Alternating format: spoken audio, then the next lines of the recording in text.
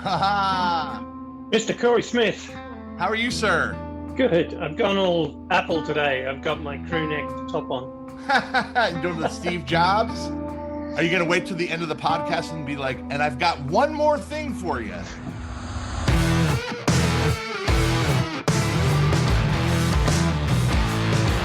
It's March 2022, and this is the Pilote podcast with David Fuller and Cory Smith. There was an Apple event, which I never watched, but apparently it was a little bit underwhelming. Are you an Apple? It was. An Apple guy? I was, and I had heard about it and I forgot about it. I have an Apple TV, so we're Apple whores here in the Smith house, and we have all Apple TVs in our house, and so we watch TV on Apple every night. And so I turned on the Apple TV like last week, and of course on the Apple TV is a big banner like the Apple event, and I'm like, oh, I forgot about this, and I turned it on, and I'm like, what the shit is this? This is terrible. Like, it's like, hey, brand new iPhone and a new color. It's not a new iPhone, it's in green. I'm like, the whole event is like, there's a new iPhone color and there's a new iPad, and that's it. And like, we had an event for this. This is ridiculous. There was a time in which that every time they had an event and they released a new product, it was like this amazing thing, right? Like, right. Oh, this new product, and it's so amazing. And they set you up like, oh my gosh, I can't wait. And now it's like, oh, we've got a new like every time they come out with a new iPhone, it's like, oh, the camera's better. Well, who cares? But maybe they can't supply it. So apparently there's been an outbreak of COVID in Shenzhen, and they have a zero policy. So the Apple factory is shut down again. So maybe that's why. Right? So maybe that's why Apple haven't announced anything super interesting. So I just opened the window, and it's a little cold still here in Greece. It snowed last week in Athens, which is amazing in March that it snowed in Athens last week.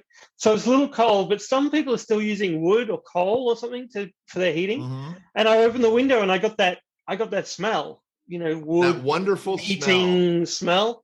And as much as I want the planet to go solar or wind or some other renewable energy source, I'm going to miss that smell if suddenly that goes away. It's just part of the life. And blatant plug, I produce another podcast called Sense in the City, and it's great to stop and use all of your senses, not just watching TV and seeing things or looking at Instagram and getting an image of something, or right. Listening to a podcast where you get to hear things through your ears. It's amazing how things like smell and taste and other senses impact your experience as a human being. And we have talked a little bit, and maybe a little bit too much, about things like the Metaverse in recent weeks, but unless they invent some amazing new technology, it's not going to have any smell, and it's not going to have any taste. Well, and I think that may be something that everybody needs to be reminded of too, is the importance of getting out and experiencing things and like smells and tastes.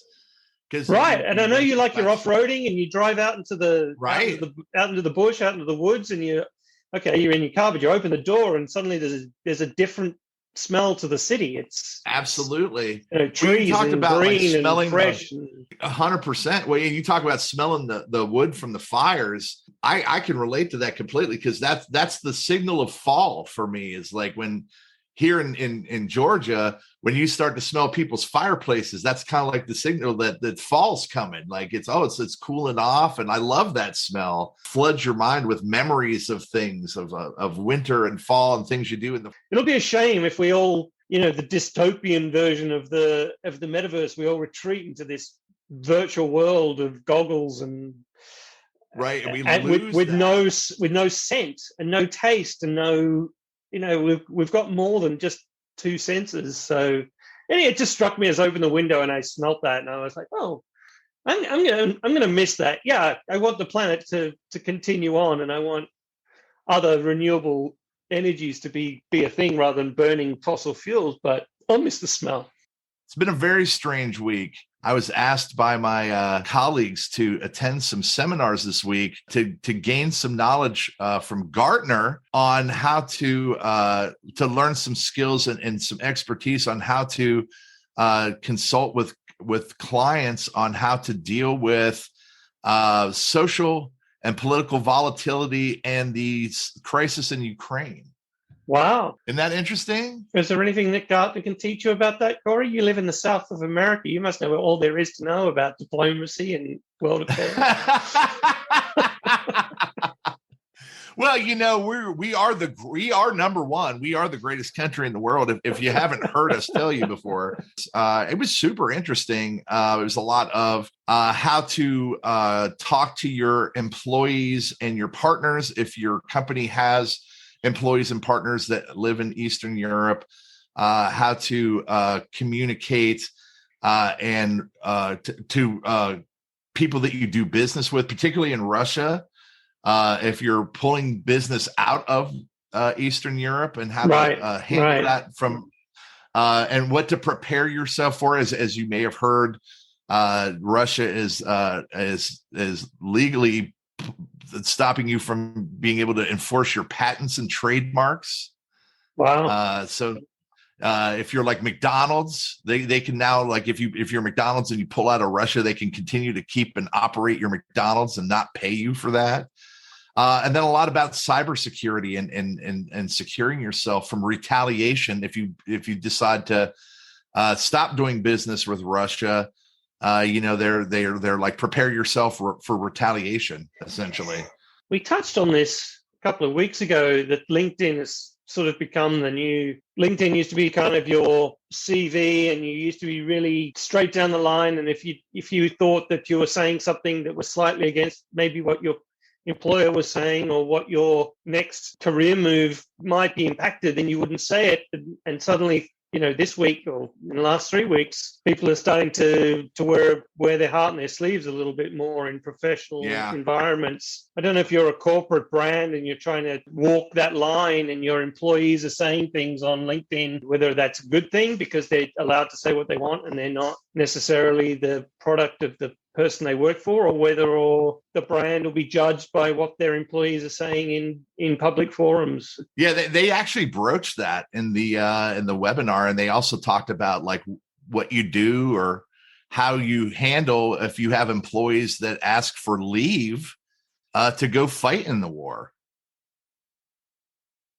Okay, and then there's one that you sent me. And a couple of weeks ago, we talked about Disney and experience. Somehow I always Disney bring it back to provides. Disney. Yeah, well, Bob Iger, as you noted, my favorite CEO of the Disney company, recently just took a board seat with this new Los Angeles-based Web3 or Metaverse company called Genies Incorporated. He's an investor in the business. And I just think it's really interesting, the tech talk or the TED talk that he did maybe a month ago, where Bob Iger's advice to Hollywood as he exits the Disney company. He spoke a lot about his perspectives on the metaverse and Web3 and what that means to not only the Walt Disney Company, but to Hollywood and storytelling, and what his vision for the future of that was, and where he thought that played a part in the Walt Disney Company's future and the future of storytelling in Hollywood.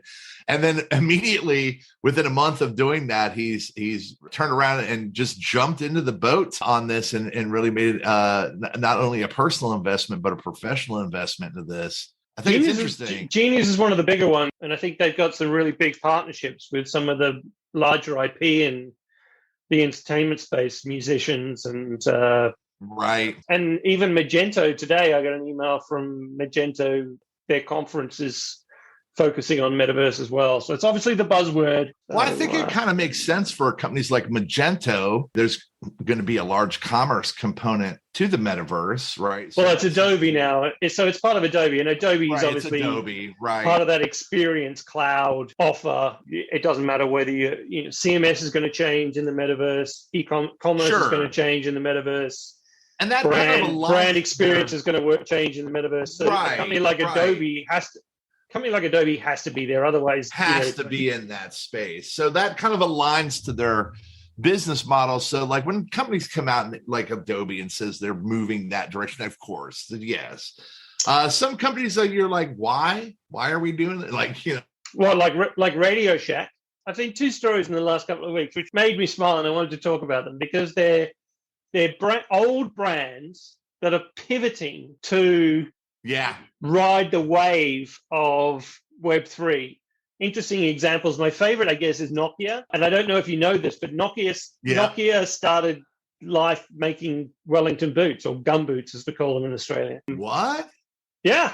Before Nokia made mobile phones, they made waterproof boots. I've got a friend in London, Simon Darling, who's got a pair of these Nokia boots. They've actually got the brand on the side. And then they pivoted into making mobile phones. Porsche and Lamborghini have both made tractors. I guess that's less of a switch, a stretch from making tractors, because it's an automotive vehicle of sorts.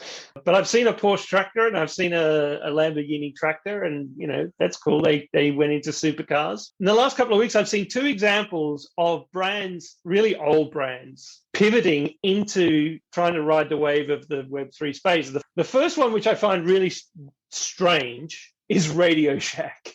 This one I had not heard of. All right, so let me read you part of their press release, right? So Radio Shack, which I'm assuming my grandfather grew up with radio. He was an amateur ham radio guy. Sure. And I remember calling the space shuttle from his ham radio, which as a kid was amazing, right? It was like pre-internet.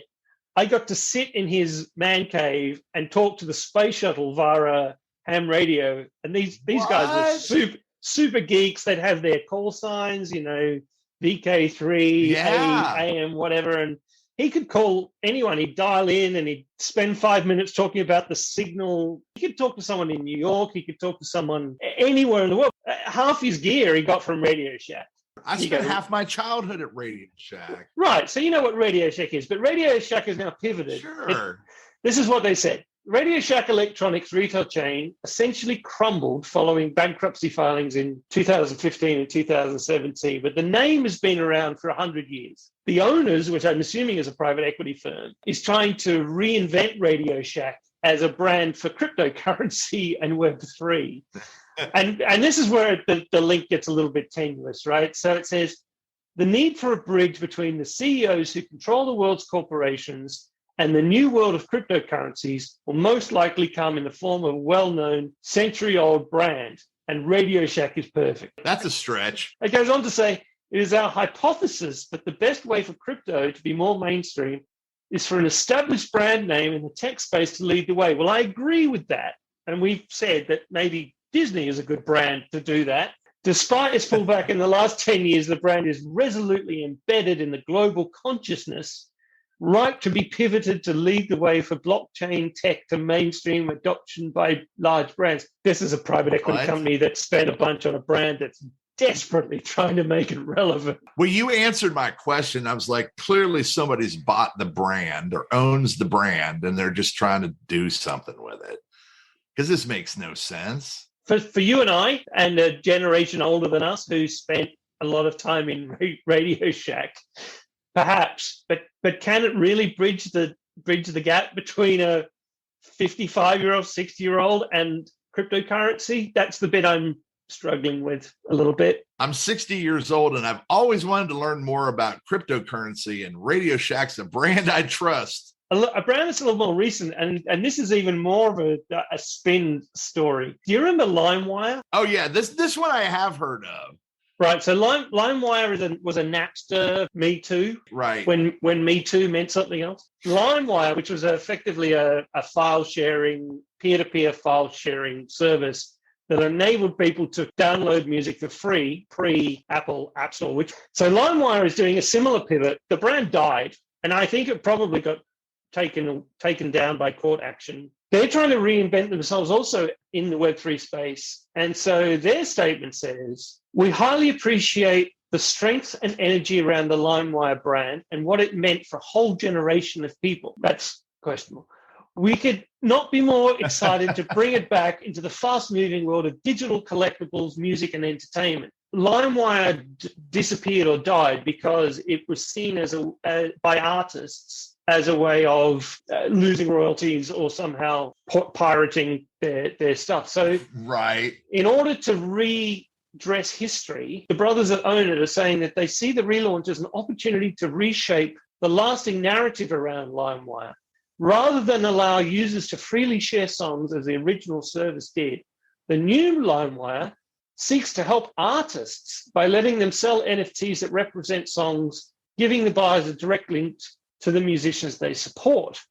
LimeWire is returning as a platform for artists, not against them. On LimeWire, the majority of the revenue will go directly back to the artists, and we'll be working with the creators to allow full flexibility, ownerships, and control when it comes to their content, which is the utopian dream of Web3 and blockchain. But it's interesting that a brand that disappeared by disrupting the system is now looking to become relevant by disrupting the system in a different way. Well, my question is how? I guess this comes back to some of the blockchain principles that says if you create the NFT in a certain way and you write the smart contract in a certain way, and each copy of the song is effectively an NFT, and every time it's bought and sold, the artist gets a royalty, then that as a concept is possible. Whether or not it can be implemented at scale is yet to be seen. I think it's an interesting idea. I give both of these companies points for their creative public relations and marketing skills. I don't want to be a nudge, but I'm going to be. Does LimeWire as a brand need to be revived? Like that's like Milli Vanilli. So Milli Vanilli as a music artist is what I would describe as an also ran music artist, a one-hit wonder, right? So Milli Vanilli and an out and out fraud. LimeWire kind of ended in disgrace, right? They according to Google, they shut down in October 2011 because it had a legal battle with the Recording Industry of America, RIAA, due to a substantive number of copyright infringement cases, right? So they were kind of shut down because they were infringing on people's rights. So not a great way to go down. And so the same with Milli Vanilli. And LimeWire was not the top. Everybody knows Napster, like LimeWire was the B team, right? They're the also-rans. A trivial pursuit question, but kind of lost in time, right? Does Milli Vanilli need to come back? Not really. Does somebody need to come back as Milli Vanilli, rebrand and like, hey, we've got new music. Who cares? Like this LimeWire. Yeah, we're not lip syncing this time. Believe us. Right. Exactly. But this LimeWire, was it that big of a brand? Was it that impactful of a brand that needs to come back? I don't think so. Does it need to reinvent itself as an NFT marketplace? I don't think so either. Radio Shack, on the other hand, I think was impactful as a brand for many years, right? So Radio Shack means like my first computer that I ever owned was a TRS-80. I spent a lot of time at Radio Shack as a kid, and I built things that I purchased at Radio Shack, robots and circuit boards and radios and all kinds of stuff. So, and it is a 100-year-old brand, and I think that there is an opportunity for Radio Shack to be revived as a brand in some other form that's more relevant to the brand at some point in the future. And we're back. The word radio may not mean a lot to a bunch of people anymore. I don't think there's a lot of people in this generation, the Web3 generation, that even remember, or that LimeWire or Radio Shack, that they remember those, that resonates with them.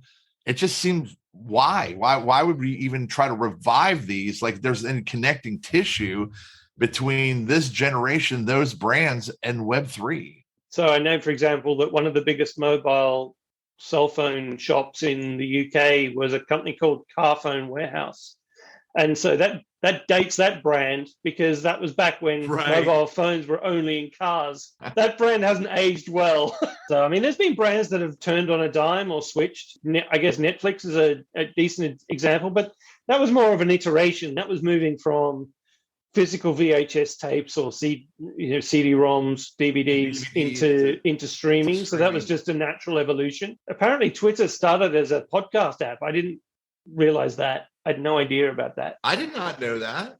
I walked into a supermarket the other day, and next to the checkout was a point of sale, and in it was a whole bunch of Pantone products. What? Disposable cameras and mugs and weird, really weird products, and they're all branded Pantone. We talked about brand extensions a few weeks ago as well, whether Starlight Coke was a good or bad idea. But some of these brand extensions seem to be really reaching. What about Polaroid? Yeah, Polaroid is one of those brands that also managed to reinvent itself in a good way. It became, completely irrelevant. If you were to take Kodak and Polaroid, Kodak's a totally forgotten brand, although I did hear they were trying to revive it in some way. Again, some private equity company that owns the brand for Kodak is trying to relaunch it in some way. But Polaroid has done a much better job of sort of taking the retro nostalgic part of Polaroid, keeping it relevant. I mean, Instagram probably owes its existence to Polaroid. Its logo for a long time, I think still to this day, looks very much like a Polaroid. Well, that's like Polaroid camera. Well, whoever revived Polaroid really understood as a brand was appealing to people, which is the fun, because you could take an instant picture. Well, it was the instantaneous. That's where I guess Instagram, like I said, owes itself a lot to Polaroid. Right. It's that instant thing. They were able to more easily reinvent and revive Polaroid, which I agree. I think they did do a good job of. Whereas, ironically, Kodak, unequivocally or inarguably one of the most important names in film and photography for 100 years, all but disappeared. There's the example of IBM saying the PC will never amount to anything. Right.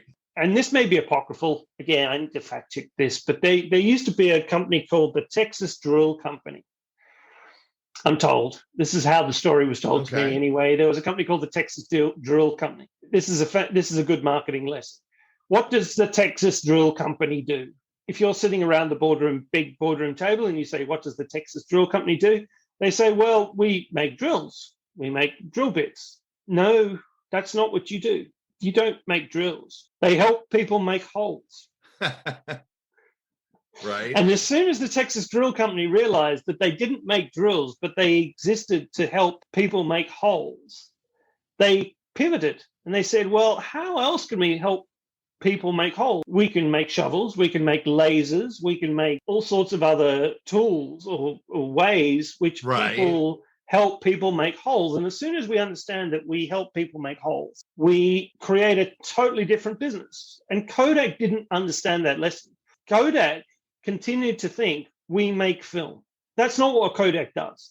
Kodak helps people to capture and record and keep memories. That's what Kodak does. They help people to capture, collect, record, and store memories in a way that they can relive those memories at a future date. And if they had taken the latter route strategy, they would have gone into digital with both feet in. And I'm going to go straight into listener questions. Please, Accord, is there a question anywhere in our future? Can you explain that? Thank you, everyone, for your listener questions. We got some really interesting ones. A, thank you for listening. B, thank you for being engaged in what we're talking about. And the question was, what other podcasts do you listen to? Which is a cool question, because it gets to mean we get to shout out some other content creators, some big, some small. I'm going to start with big. First ever podcast I ever listened to was Smodcast by Kevin Smith and Scott Mosier. For those who don't know who Kevin Smith is, and I can't believe there's many people who don't know who Kevin Smith is, but maybe there are. He's been on the podcast thing for a long, long time. It's the original Smodcast with Kevin Smith and his producer Scott Mosier was pretty cool. But I do listen to a podcast he does called Hollywood Babbleon with a guy called Ralph Garland, who used to be a DJ, a radio DJ in Los Angeles. From a world news and interesting stuff point of view, there was a radio program, speaking of radio, an Australian radio program by a guy called Philip Adams. And it's on every night. It's called Late Night Live. So I listen to it as an expat to keep in touch with not only Australian politics, but also things that are going on in America, the UK. And he has some incredibly interesting guests. Last night, he had a guy called Sachita Das, who's an economist, who's speaking about the impact of the pandemic on the economies of the world. He also had a segment last night around the way the English language changes by an Oxford academic. Some really, really wide-ranging, interesting stuff worth a listen to. I'm a sailing fan, so I listen to 2 sailing podcasts. One's weekly, one's monthly. The first one's called Bar Karate. bunch of Australian guys talking around sailing, and the other one's called The Sailing Podcast by Shirley Robertson, who's an Olympic gold medalist from the UK. From a business and tech point of view, I listened to two from the Vox Media Group. Pivot by Kara Swisher and Professor Scott Galloway. Very interesting. I think they do 2 a week. And Sway, which is Kara Swisher's sort of deep dive interview podcast. Smartless. Have you listened to Smartless? No. Jason Bateman, Will Arnett, and Sean Hayes. You know what? I have heard of that. So that's I have not listened to it, though.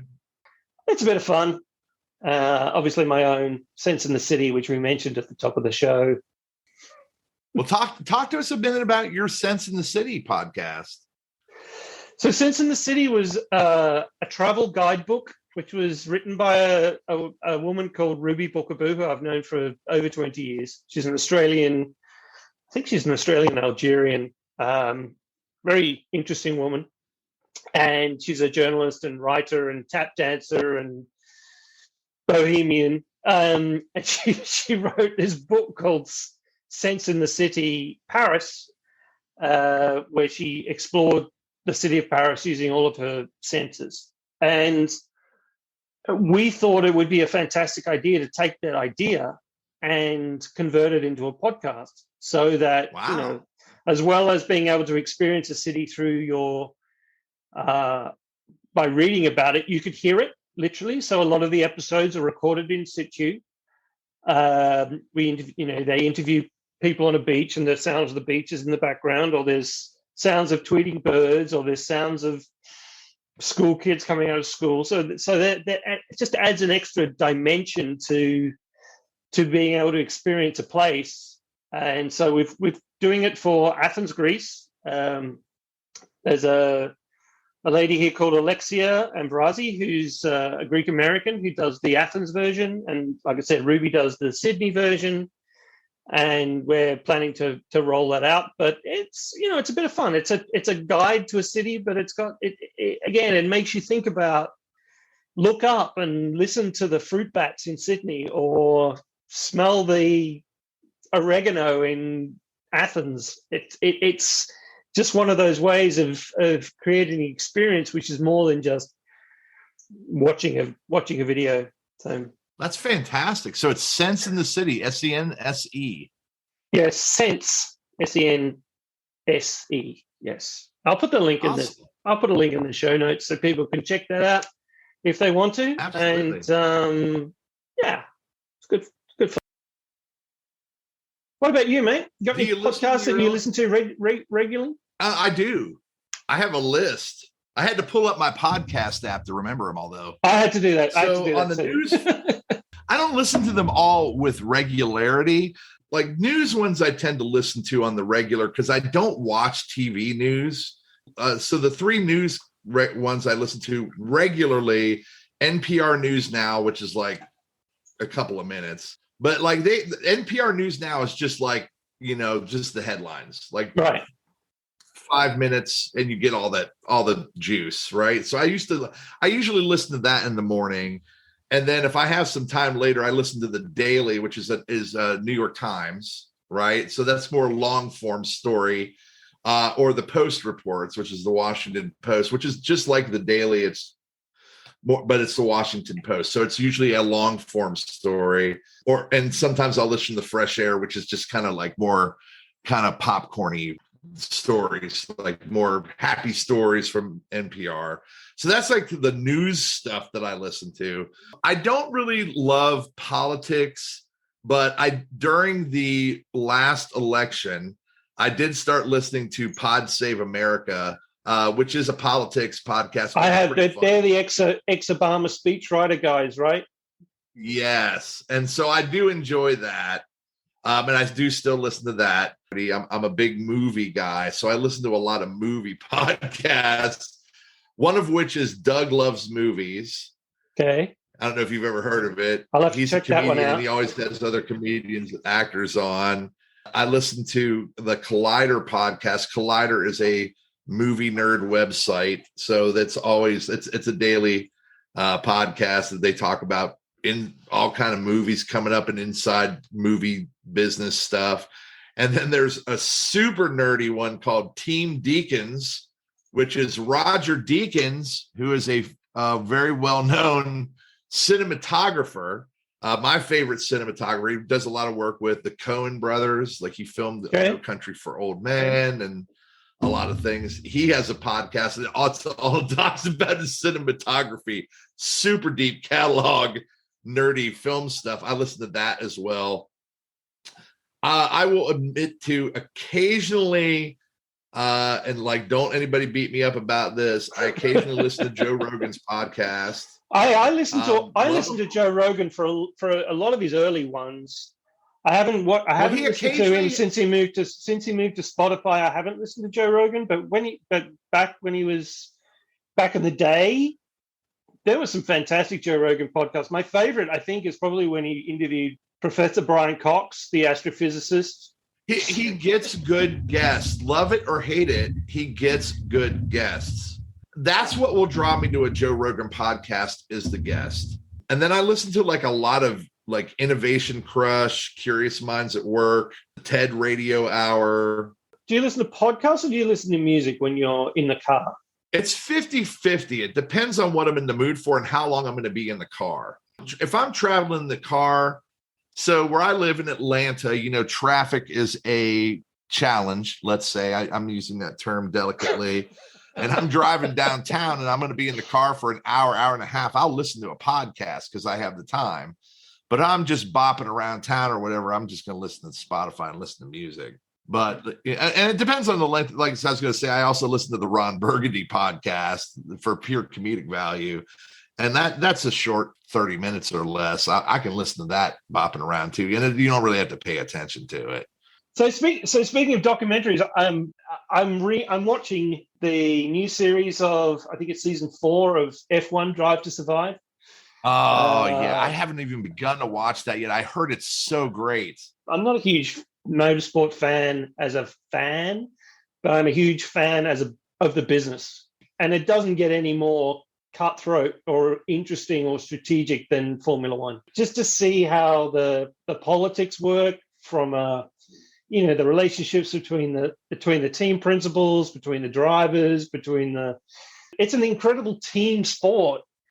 It's often not seen as a team sport because the drivers are standing on the podium on their own, but the commercial business model of Formula One, where the constructors' championship points are allocated, are basically the way you get paid. The television rights for Formula One are a lot. And those television rights are divvied amongst the teams based on their constructors' championship points, not on the driver points. That's why when a smaller team gets a single point in the constructors' championship, that can mean millions of dollars for their revenue for the next year because it means they get allocated a certain amount of the television rights. I've heard nothing but glowing reviews about this show.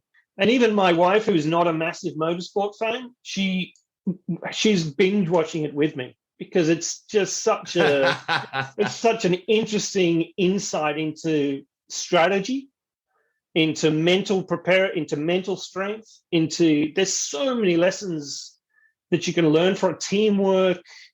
It's kind of watching for anyone who's into business or team strategy or team building or motivation, all these things that sport can teach people. But there's so many things out now that are so good. It's like there's literally not enough time to watch everything, and you got to make choices. Speaking of which, I know you're a Star Wars fan, and I know you're a Disney fan. So apparently, the trailer for the new Obi Wan series dropped this week. Oh my God! Yeah, I'm going to reserve my judgment because I do have a view on this, but I'm going to let you wax lyrical about it for a couple of minutes. Oh my God. Well, I think I did send it to you. Well, I saw it like as soon as it dropped, I got a notification because I have notifications for that. Right. And so like I saw it and I was like, I got goosebumps. I'm not going to lie. And then I'm not joking. Like I saw it on my phone and then I was like, I got to go downstairs and watch it on the big TV. So I put it on Apple Play on the big TV and I watched it like 4 more times in a row. And then my wife came home and was like, you got to see this. And she's like, of course, not impressed as much as I am. I'm like super excited about it. Yeah. Are you kidding me? And I'm not even like, I'm a Star Wars fan. I'm not a fanboy. I'm like over the moon about it. But it's like, you know, all the years that we've gone with this content, and, you know, growing up, like I grew up, I saw Star Wars in the theater in 1976 or 77. Right, me too. And that's my problem. That's my problem with this, is that I like Ewan McGregor in a lot of things, but I've never liked him as Obi Wan Kenobi. Really? I always did. That's interesting that you say that. And maybe he matured. Maybe he matured into it in some of the later roles when, spoiler alert, Anakin became Darth Vader. You know, maybe he. Well, you know, they're bringing what's his name back, Hayden Christensen, back for the series to be play himself. I heard that Kevin Smith said the other night that Vader would appear in this series, but I can't see how that. It's going to have to run a long time period for them to go from the little kid in this trailer all the way up to Vader. It's going to have to run. They'll figure it out. It's like a lot of these superhero movies where they reboot it and they have different actors playing different characters. It's almost impossible to recreate the gravitas of the original Obi Wan Kenobi. Sir Alec Guinness was so distinguished in English, and he's so Obi-Wan. He was my Obi-Wan. It's like different people have different Batmans, right? If you're from a certain generation, you have different Batmans. But Obi-Wan to me was Sir Alec Guinness. And like I said, that's another conversation. Which Batman is the best Batman? Which is the right Batman? Let's not go into that. But like, or James Bond, who was the best James Bond? Right, which James? That's an even better one. Which is the right James Bond? Which I like with equal affinity is Star Trek. Right. So also something I grew up with, watching the original series on television as a kid, because of course I wasn't born in the 60s, but it was on TV in the 70s when I was growing up, and then of course all of the preceding series. So now they've brought back Picard.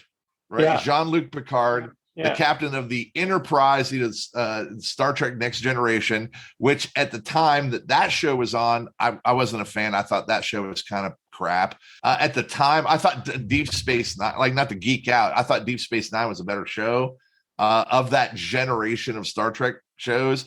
But like this new Picard show and the new Discovery and this new show that's coming out, Strange New Worlds, Picard, if you haven't watched it, is a excellent show. And it's what you wish Star Trek could have always been and never was.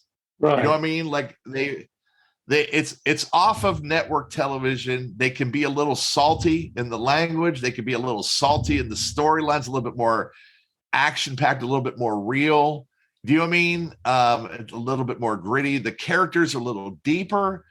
It's a much, much more rich show. Are they not just moving the show for the audience that grew up with it? I mean, because originally Star Trek, I imagine, was a kid show. Yeah, I think that's a fair statement. They are moving the audience. Because the Batman that I started with was the Adam West camp 70s Batman. Campy stuff. I mean, that was for kids. And then you had Tim Burton, which was, still campy, but Jack Nicholson. Say what you will. I love Jack Nicholson, but like whatever. And then you had Christian Bale. But that wasn't kid. That's not a kids movie. That's a movie. No, that's The Dark Knight, right? That's a whole other kind of Frank Miller thing. That's Batman to me. That's the comics that I fell in love with, the Frank Miller Dark Knight comics. And I thought the Christopher Nolan Batman is the Batman that I love, right? I thought the Dark Knight as a movie standalone for me is in my top 15 movies of all time. I just think it's a fantastic film standalone. And speaking of James Bond, I think Skyfall is one of the best movies of all time standalone. I saw the most recent Batman, the newest one with Twilight. I can't think of his name, but I like him as an actor. A different take on Batman, still liked it. Different, right? somewhere between Christopher Nolan and the comic books. That's a whole other show, but you can go into that stuff. I just think that we're making entertainment that is a little bit more mature for the audience. I think that there was like a Hollywood kind of standard that was like, we always held something back a little bit. But that's because you wanted a 14-year-old to spend $7 to go on a Saturday afternoon to watch a movie. And I think we're past that now. And not to go too far off the ledge here, speaking of Disney, is like there's a huge fan out, or a huge public outcry, I should say, not fans, that Disney this week has announced that they're re-releasing all of their Netflix superhero series like Daredevil, Jessica Jones, onto the Disney Plus platform, and everybody's angry about it. The people that aren't they more angry about Tommy and Pammy on the Disney Channel? Yeah, they're mad about, you're going to ruin your brand. I'm like, how is this ruining the brand? I don't understand what that means. Like, I think that Marvel has Disney happens to own Marvel. Marvel has a brand, and I think these comics are on brand, or these shows are on brand for the comics. Like, not every comic is a kid's book. No. And they would, even though kids were buying them, they were even dark when they were 10 cents and back in the day. So, well, I mean, like, I grew up in the 80s and the 90s. I still read comic books. I don't know if you can see behind me. I have a whole bookshelf full of them. They're not comic books. Like I tell my wife all the time, because she makes fun of me. They're graphic novels. And they're adult oriented. They're like for adults. They're gritty. They're not for kids. And they're making movies based upon that. And that, just because it's based on a superhero or something, doesn't mean that it's for kids necessarily. And that doesn't mean that it's off brand for Marvel and therefore off brand for Disney. They've managed to pull off this reboot trick that you can reboot something. The origin story of Batman has been rebooted so many times. You can still bring a different. Some people say that Star Wars is the Wizard of Oz. Yeah, I've heard that too. Have you ever watched The Wizard of Oz and played Pink Floyd's The Wall? No. Have you ever done that? I haven't. That's a thing. Google that after we get off the podcast today. Look it up. But I'll say two things in closing, and this is kind of a request to anybody listening in Hollywood. Two things about superhero movies and comic book movies in particular. Number one, please stop telling the origin story. Number one, everybody knows the origin story of Superman, Batman, Spider-Man, Wonder Woman. I disagree. Not everybody does. Well, then go read the book. If you are 15 years old, there hasn't been a version of the origin story. Well, I'll tell you why I say that is that this is my biggest complaint. And again, I appreciate that I'm the edge case. I'm maybe in the edge case as a reader of the comic books. And I feel like I speak for a lot of people that do read comic books, is that in the pantheon of, let's use Spider-Man as an example, Superman, it doesn't matter, of the literally maybe tens of thousands of stories told in the history of Spider-Man. Right. Like, can we not tell a different story than the origin story over and over again, please? Right. Okay. From that point of view, I understand your point. Right. It's like there's so many great stories to be told. Is like, I just want to see something else on screen. And as an example of that, the highest grossing movie of all time now is the latest Spider-Man movie, where they brought back the multiverse and the 3 Spider-Mans. Spoiler alert, sorry. Was like probably one of the best superhero movies I've ever seen. I was thrilled to see it. So, like, please stop doing that. That would be request. My main request is please stop telling the origin story of these superheroes over and over and over again. Number 2 is don't rewrite the story.